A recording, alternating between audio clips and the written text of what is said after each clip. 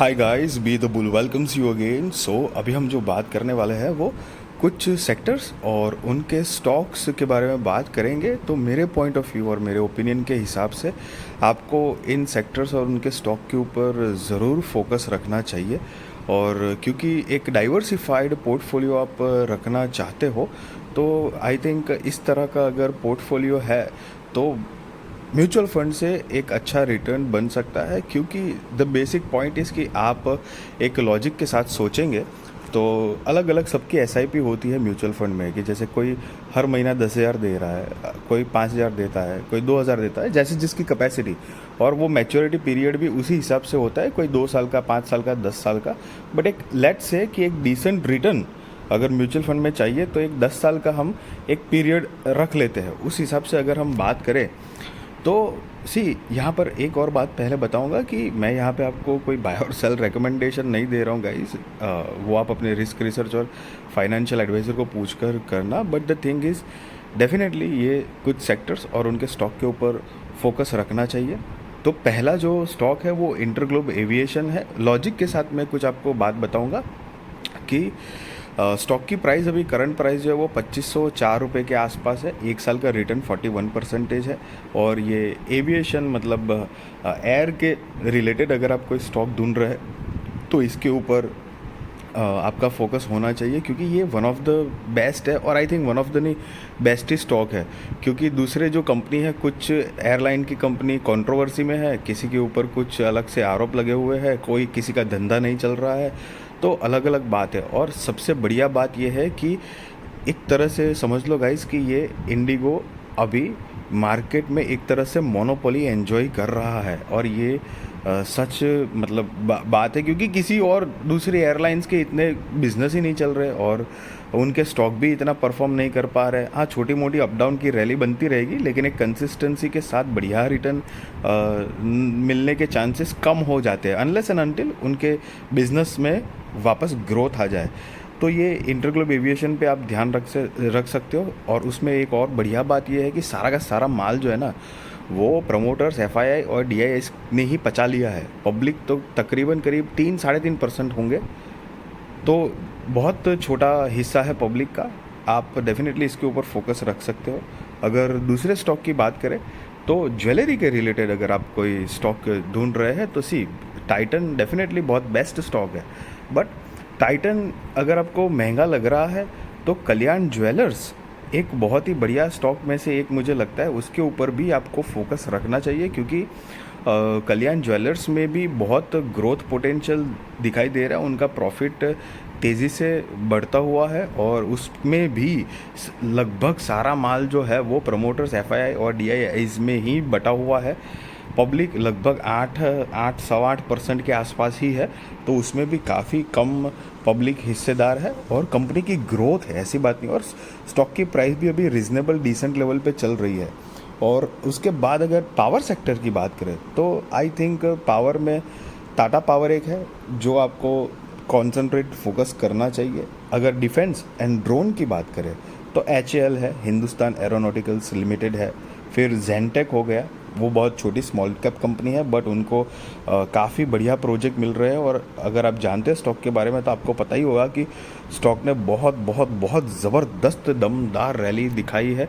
मतलब मैं अपनी पर्सनल बात करूं तो करीब 150 रुपये के आसपास जब था, तो मैंने भी मौका मिस किया है उस ये कंपनी में मतलब स्टॉक बाई करने में। क्योंकि आज की तारीख में मतलब 150 से करीब 700 750 समथिंग कुछ तो है, बहुत ज़बरदस्त रिटर्न दे दिया है।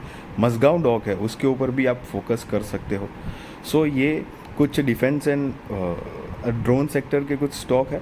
अब रिटेल सेक्टर की बात करें तो डेफिनेटली एवेन्यू सुपरमार्ट जो है वो बहुत बढ़िया है, लेकिन ट्रेंड के ऊपर भी आप फोकस रख सकते हो साथ ही साथ। और क्योंकि रिलायंस रिटेल जो है वो अभी रिलायंस के अंडर में है। जैसे जियो फाइनेंशियल्स भी पहले रिलायंस के अंदर था, लेकिन अभी एक अलग से स्टॉक लिस्ट हो गया है। तो अभी रिटेल सेक्टर वाला जो उनका बिजनेस है उनका अलग से स्टॉक लिस्ट नहीं है। तो कंपटीशन तगड़ी है, लेकिन ट्रेंड टाटा प्रोडक्ट है, मतलब टाटा की कंपनी है, ट्रस्टेड है, बहुत बढ़िया है। तो ट्रेंड के ऊपर आप जा सकते हो। कंपेरेटिवली एवेन्यू सुपरमार्ट से स्टॉक प्राइस कम है थोड़ी सी, और कंपनी की बात करें तो डी मार्ट मतलब एवेन्यू सुपरमार्ट और ट्रेंड दोनों की दोनों वैसे कंपनी तो बढ़िया ही है, तो उसमें भी कोई ऐसी एज सच बात नहीं है। अब अगर केमिकल सेक्टर में देखेंगे तो पीडीलाइट हो गया, एसआरएफ हो गया, विनाती ऑर्गेनिक्स हो गया, दीपक नाइट्राइट, ये कुछ 4 स्टॉक है जिसके ऊपर आप फोकस रख सकते हैं। सारे के सारे बढ़िया है, कुछ ना कुछ उनके अंदर डेफिनेटली एक यूनिक बिजनेस पोटेंशियल है और यूनिक टाइप की kind of a monopoly share करते हैं। पीडीलाइट हो गया जो कि फेविकॉल और एडहेसिव में जो है तो उनका कोई मतलब तोड़ नहीं है दूर दूर तक। फिर विनाती जो है उनका भी कोई एक केमिकल सब्सटेंस है, तो वर्ल्ड वाइड उनकी भी kind of a business monopoly है। एसआरएफ भी बहुत ज़बरदस्त कंपनी है, दीपक नाइट्राइट भी बहुत बढ़िया है। तो ये कुछ केमिकल के स्टॉक है जिसके ऊपर आप फोकस रख सकते हो। अब सबसे ईजीएस्ट और बढ़िया चीज़ आपको बताने चाह रहा हूँ कि अगर आपको लगता है कि हमारा स्टॉक मार्केट जो है वो लाइक ख़त्म नहीं होगा, एक 5 साल 10 साल में बढ़िया रिटर्न अगर मतलब स्टॉक मार्केट आगे ही बढ़ेगा, मतलब समझ रहे हो, आज निफ्टी 19,000 पर है तो समझो कल 20,000 25,000 ऐसे आगे ग्रोथ ही पोटेंशियल ही अगर आपको लगता है। सो दी बेस्ट में से हो गया एक CDSL जो कि डिपॉजिटरी का स्टॉक है और एक BSE। मैं बॉम्बे स्टॉक एक्सचेंज की बात नहीं कर रहा हूँ, बॉम्बे स्टॉक एक्सचेंज का एक स्टॉक भी है। तो BSE और CDSL ये दो के ऊपर आप फोकस रख सकते हो। तो उसके आगे अगर फाइनेंस सेक्टर में आप बात कर रहे हैं तो बजाज फाइनेंस हो गया, बजाज फिनसर्व हो गया, चोलामंडलम फाइनेंस हो गया। तो बजाज फाइनेंस डेफिनेटली बहुत महंगा स्टॉक है, तो ख़रीदना थोड़ा किसी की मतलब पोटेंशियल है, कोई कर पाता है कोई नहीं कर पाता है। तो बजाज फिनसर्व और चोलामंडलम फाइनेंस जो है वो भी अच्छे ऑप्शंस है। ऐसी बात नहीं है कि फर्जी बेकार कंपनी है, क्योंकि बजाज फिनसर्व जो है तो बजाज फाइनेंस में ज़्यादातर हिस्सा बजाज फिनसर्व का ही है। तो बजाज फाइनेंस बिजनेस करेगा तो ऑटोमेटिक बजाज फिनसर्व भी प्रोग्रेस करेगा, और बजाज फिनसर्व का तो खुद का बिजनेस तो है ही है, मतलब क्योंकि एक बजाज ग्रुप को सेम ग्रुप को बिलोंग करते हैं। तो फाइनेंस सेक्टर में मेरे ख्याल से 3 स्टॉक के ऊपर आप फोकस रख सकते हो। अगर पेंट इंडस्ट्री की बात करें तो एशियन पेंट हो गया, बर्जर पेंट हो गया, दी बेस्ट है, वन ऑफ द बेस्ट है, लाइक ईयर्स एंड ईयर्स का इनका रिकॉर्ड है, ट्रस्टेड है। और मतलब एशियन पेंट मेरे ख्याल से मतलब बेस्ट मैं गिन सकता हूँ। तो एशियन पेंट के ऊपर आप ज़रूर फोकस रख सकते हो। सी अगेन गाइस, मैं बताना चाहूँगा कि मैं आपको कोई बाय और सेल रिकमेंडेशन नहीं दे रहा हूँ, मैं अपना point of view opinion share कर रहा हूँ। और ये सारी बात मैं आपको क्यों कर रहा हूँ, क्योंकि सी हम अगर मान लीजिए कि आप कोई भी म्यूचुअल फंड में 10,000 का हफ्ता करते हैं, मतलब हर महीने 10,000 और ऐसे 10 साल तक, तो आप जो भी इन्वेस्ट करेंगे उसके ऊपर डेफिनेटली म्यूचुअल फंड आपको एक सेफ रिटर्न देगा। बट म्यूचुअल फंड्स जो होते हैं बड़े बड़े, वो भी इन्हीं कुछ सारे स्टॉक्स मतलब जो बढ़िया फंडामेंटल कंपनी होती है उन्हीं में वो भी इन्वेस्ट करते हैं, उनके पास भी यही इन्वेस्टमेंट प्रोग्रेस होते हैं। हाँ, थोड़ा अलग होता है, कुछ रियल एस्टेट में, कुछ बॉन्ड्स में, कुछ गोल्ड सिल्वर ऐसे दूसरे जगहों पे भी वो डालते हैं, लेकिन उनका भी मेजर मतलब अगर हम एक तरह से समझ लो, मोटा मोटी मैं अगर आपको बताऊं कि अगर आप हर महीने 10,000 देते हो तो इतना समझ लो कि 10,000 में से आपका 60 से 70,000 रुपया, सॉरी 10,000 रुपये अगर आप देते हो तो आपका 6 से 7,000 रुपया म्यूचुअल फंड भी स्टॉक में ही इन्वेस्ट करते हैं। बाकी का 3 से 4,000 रुपया वो बॉन्ड हो गया, फिर रियल एस्टेट सेक्टर हो गया, या अलग अलग जो चीज़ है दूसरी इन्वेस्टमेंट की, तो वहाँ पर इन्वेस्ट करते हैं। तो आपका भी मेजॉरिटी पैसा म्यूचुअल फंड इसी बढ़िया बढ़िया कंपनी और उनके स्टॉक के अंदर इन्वेस्टमेंट करके रखते हैं। हाँ, ये ज़रूर फ़र्क होता है कि हम रिटेलर्स हैं तो हमारे पास पैसे जो है वो पैसे का इनफ्लो, और म्यूचुअल फंड्स जो होते हैं उनके पास जो पैसे का इनफ्लो आता है उनमें मतलब कंपैरिजन ही नहीं है, बहुत लार्ज डिफरेंस होता है। तो उनके पास बहुत लार्जर लेवल पे पोर्टफोलियो डाइवर्सिफाइड करने के चांसेस होते हैं, तो ये एक ज़रूर एडवांटेज है उनके पास। बट अगर आपने भी बढ़िया कंपनी चुनी है और उनके स्टॉक में इन्वेस्टेड हो तो यकीन मानिए आपको भी मतलब म्यूचुअल फंड से कहीं ज़्यादा अच्छा रिटर्न मिलने के चांसेस है गाइस। सो आप ये एशियन पेंट, बर्जर पेंट पे फोकस कर सकते हो। पेंट सेक्टर, पेंट और वार्निश में देखें तो आईटी सेक्टर की बात करें तो आईटी सेक्टर में तो एक्चुअली बहुत सारे स्टॉक्स है, but one of the safest TCS infra, LTTS और LTI माइंड ट्री, ये दो भी एक बहुत बढ़िया कंपनी है। L&T ग्रुप को बिलोंग करती है, लार्सन एंड टुब्रो को। तो LTTS भी बढ़िया स्टॉक है, L&T माइंट्री भी बढ़िया स्टॉक है, तो आप डेफिनेटली उसके ऊपर फोकस कर सकते हो गाइस। और TCS इन्फोसिस तो है ही है, और दूसरी भी इसी कुछ सेक्टर्स ऐसे होते हैं जिसके अंदर बहुत सारी कंपनी ऐसी होती है जो बढ़िया डिसेंट रिटर्न दे ही देती है। अब अगर प्लास्टिक प्रोडक्ट की बात करें उसके बाद, तो प्लास्टिक प्रोडक्ट में भी एस्ट्रल पाइप हो गया, फिर प्रिंस पाइप जो है वो भी एक ग्रोइंग मोड में काफ़ी अच्छे प्रॉफिट दिखा रहे हैं। तो सुप्रीम इंडस्ट्री हो गया जो कि अभी मार्केट लीडर है, और मतलब हालांकि एस्ट्रल और उसमें बहुत मार्केट कैपिटलाइजेशन के हिसाब से बहुत कम फ़र्क है, कभी भी वो अप डाउन हो सकता है, बट एस्ट्रल लिमिटेड भी एक अच्छी चॉइस हो सकती है प्लास्टिक प्रोडक्ट में, और प्रिंस पाइप भी अच्छी हो सकती है। और अगर रियल एस्टेट कंस्ट्रक्शन बिजनेस के शेयर की बात करें तो नॉर्मली मेरा रुझान जो है वो थोड़ा सा ना ये रॉ मटेरियल वाली जो चीज़ें होती है ना उनके ऊपर ज़्यादा रहता है। क्यों? क्योंकि देखो, बिल्डिंगें बनेगी, कंस्ट्रक्शन होगा, इंफ्रा मतलब ग्रो करेगा, तो भाई साहब पेंट की ज़रूरत पड़नी ही पड़नी है, समझ रहे हो आप। और अगर ऐसा बोलते हैं कि अगर इंफ्रा बनेगा तब तो पेंट की ज़रूरत पड़ेगी, तो ऐसी बात नहीं है कि वो सिर्फ उन्हीं के ऊपर डिपेंडेंट और रिलाई करता है उनका बिजनेस।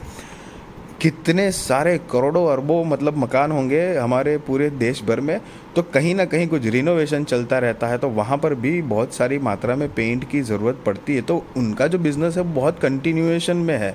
तो कुछ ऐसी रॉ प्रोडक्ट्स जो कि इनडायरेक्टली मतलब कोर रियल एस्टेट बिजनेस में मतलब सेक्टर में नहीं गिना जा सकता, लेकिन उसमें इंक्लूड तो है ही है। तो एशियन पेंट हो गया, बर्जर पेंट हो गया, अपना ये एस्ट्रल लिमिटेड पाइप हो गई, क्योंकि वो भी इंफ्रा में काम आता है, रोड सड़कें बनती है, अंदर कुछ पाइपिंग की बात है तो वो वहाँ पर भी काम आता है। प्रिंस पाइप हो गया, तो ये सारी बहुत काम के प्रोडक्ट है, डायरेक्टली ना इनडायरेक्टली वो इंफ्रा रियल एस्टेट से जुड़े हुए स्टॉक और उनकी कंपनी ही है। अब पीडीलाइट की बात करो तो वैसे केमिकल सेक्टर में आता है, बट फेविकॉल की उनकी मोनोपोली है, आप सबको पता है, फेविक्विक, फेविकॉल, ये सब सारी जो प्रोडक्ट्स है, तो एडेसिव का जो है मार्केट तकरीबन उन्होंने कैप्चर किया हुआ है।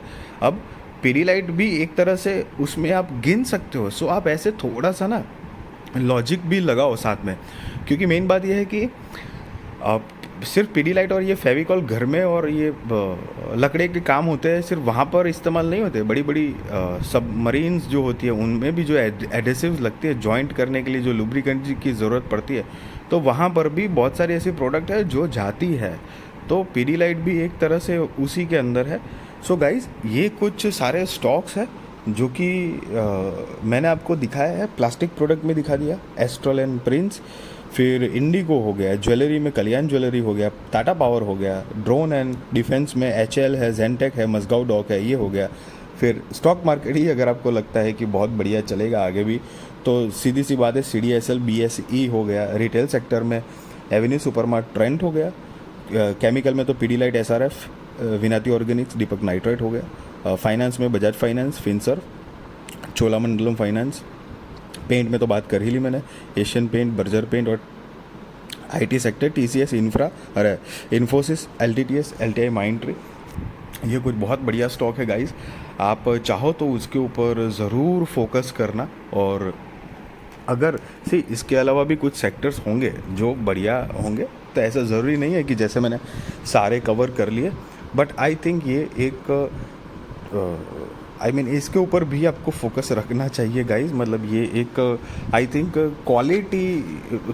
क्वालिटी प्लस क्वांटिटी की बात कर रहा हूँ मैं। और एक और बात गाइस कि आप कभी भी जब भी स्टॉक लेने जाए, मतलब इन्वेस्टमेंट के पर्पज़ से आप खरीदने जाए, तो ये मत सोचिए कि स्टॉक की प्राइस बड़ी है या छोटी है। हाँ, नो डाउट कभी कभी मिड कैप कंपनी भी अच्छा ग्रोथ करके अच्छा रिटर्न दे देती है, बट द थिंग इज़ कि एक आपकी सेफ्टी और वो म्यूचुअल फंड वाला फैक्टर देख के कंपैरिजन में आप देखेंगे तो आपको बहुत बढ़िया दूसरे रिटर्न मिलने के चांसेस है।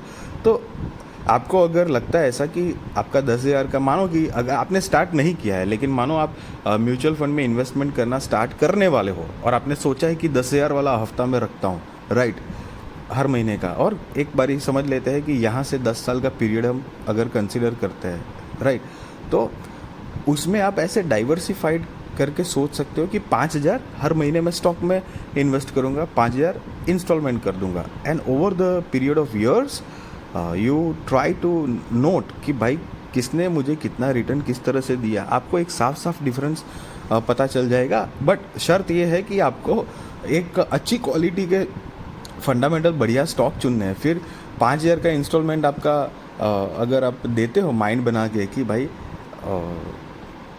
मैं स्टॉक में इन्वेस्ट करूँगा हर महीना 5,000 और हर महीना 5,000 SIP करूँगा म्यूचुअल फंड की, तो फिर वो स्टॉक के 5,000 ऐसे नहीं कि कोई भी फर्जी छपरी छाप कोई भी स्टॉक ले लिया और फिर आप बैठे रहे भगवान के मतलब वो भरोसे कि भाई अब कितना फटता है, और उस हिसाब से तो फिर वर्क नहीं करेगा। बट येस, डेफिनेटली थोड़ा कैलकुलेटिव रहेंगे तो आपको बहुत अच्छा रिजल्ट मिलने के चांसेस है गाइस। आई होप गाइस कि ये मैंने जो आपको थोड़ा इन्फॉर्मेशन शेयर करी वो आपको अच्छी लगी होगी, और अच्छी लगी तो ज़रूर लाइक करिए, शेयर करिए, सब्सक्राइब करिए, और मेरी चैनल और मेरा वीडियो भी आपके सारे कॉन्टैक्ट के साथ भी शेयर करिए ताकि उनकी भी स्टॉक मार्केट की जर्नी और भी ज़्यादा कॉन्फिडेंट, सक्सेसफुल और अवेयर हो पाए guys. And thank you so much for watching this video again last time, because see ज़रूरी है क्योंकि स्टॉक मार्केट है ये गाइस। स्टॉक मार्केट में इन्वेस्टमेंट हो या ट्रेडिंग हो, there is always a risk probability. The only like difference is कि अगर आप बढ़िया कंपनी चुनते हो तो वो रिस्क प्रोबेबिलिटी जो है वो कम हो जाती है और आपकी फाइनेंशियल ग्रोथ के चांसेस बढ़ जाते हैं। ये एक ज़रूर डिफरेंस आपको देखने को मिलेगा। सो ऑन दैट नोट मैं आपको कोई बाय और सेल रिकमेंडेशन नहीं दे रहा हूँ, मैंने अपना पॉइंट ऑफ व्यू, अपना ओपिनियन शेयर किया है, और वो आप अपने मतलब बाय और सेल जो है वो आप अपने रिस्क रिसर्च और फाइनेंशियल एडवाइज़र को पूछ कर करना है। Thank you so much for watching this video guys.